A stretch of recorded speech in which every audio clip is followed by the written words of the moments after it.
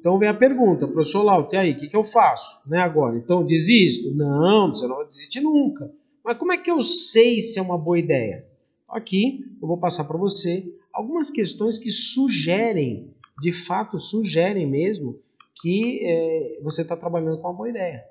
Tá? Então aqui a gente vai conseguir realmente observar algumas questões que realmente mostram evidências que a ideia é boa. Ó, já vou abrir os dois primeiros até, tá? Para não ficar, para a gente rápido aqui, direto ao assunto.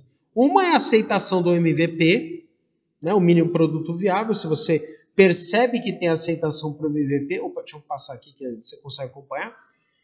Então você tem a aceitação do MVP pelo mercado e o produto é rapidamente adotado.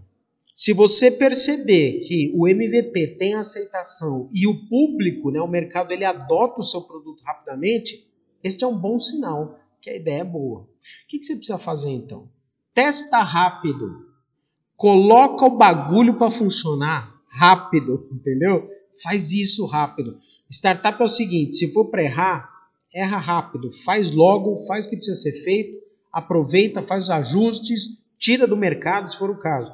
Mas essa é uma questão interessante. Você faz, né, o lançamento do MVP e verifica se o MVP já tem aceitação, verifica se o público tem adoção do produto, né? Nós temos aí alguns exemplos de produtos que mal foram lançados e num curtíssimo espaço de tempo, né, a gente tem aí um crescimento gigantesco. Por exemplo, tem aquele jogo lá, o Pokémon GO, no espaço de 15 dias tinha 50 milhões de usuários, né? Então é óbvio que você tem um mercado que tem aceitação, né? Você já fica evidente que houve aceitação do produto nesse sentido, ok? Na sequência, a gente tem que enxergar... Eu vou abrir os dois aqui, tá? Já abri os dois aqui para a gente poder direcionar, tá? Vamos ver quanto que os consumidores eles se esforçam para ter o seu produto. Tem a história do Google, que hoje para a gente é cômodo. Você abre o Google, abre a página. O Google se tornou a internet para a gente, né? Mas antes o Google era um site. Você tinha que entrar no browser, digitar o site do Google lá, google.stanford, lá, não me lembro exatamente o endereço lá. Então as pessoas tinham que digitar e colocar o site do Google. E lá no site do Google tinha que fazer pesquisa. Então era como se fosse uma pesquisa da pesquisa, né? E o que acontece é que as pessoas elas passaram a ter uma adoção, gostaram e tinham esforço, os consumidores se esforçavam para conseguir ter acesso ao produto e no final das contas, depois terminava que as pessoas defendiam os produtos. Exposição espontânea, certo?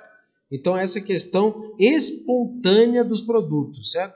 Olha, eu escrevi espontâneo errado aqui, hein? Né? Olha aí só. Deixa, vamos consertar aqui para você não me xingar aqui, né? Botei um xizinho aqui. Falha minha aqui, certo? Então, você tem a exposição espontânea pelos consumidores.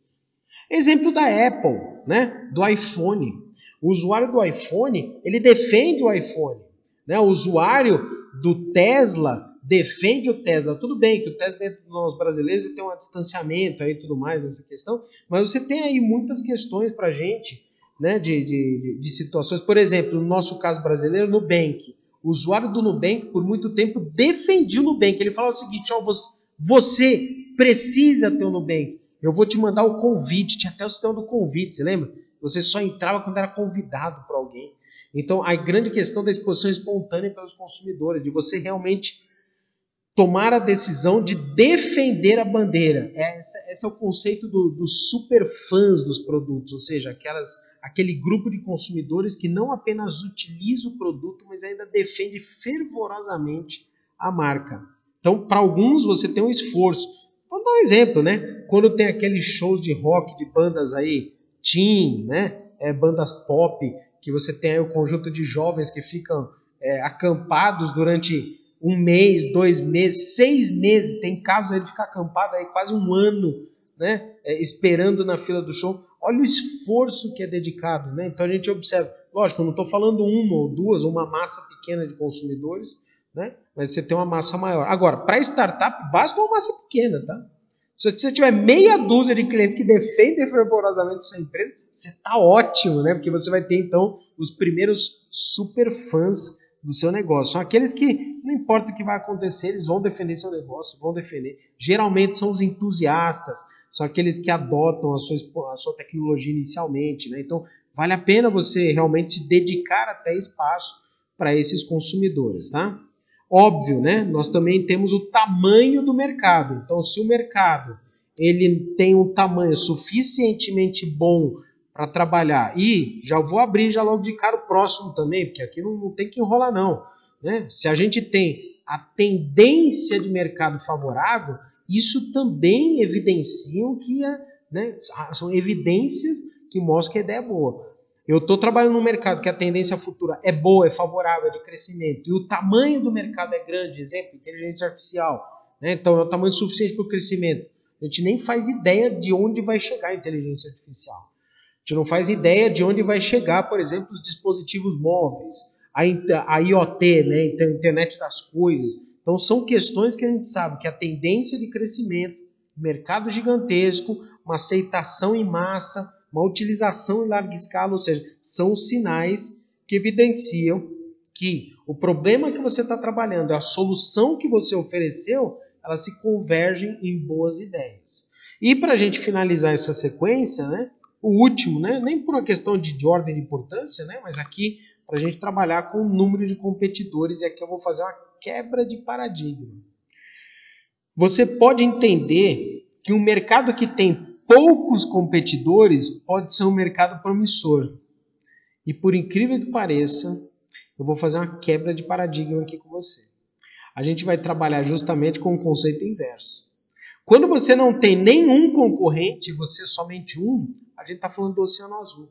Será que você está preparado para fazer um treinamento de mercado? Né? O problema do Oceano Azul se dá justamente em você ter que treinar o mercado para fazer a utilização. Portanto, quando nós temos nenhum competidor ou pouquíssimos competidores, vai exigir da sua startup, não estou dizendo que é uma ideia, mas vai exigir da sua startup um esforço, inclusive um cash burn, uma queima de capital mais intensa.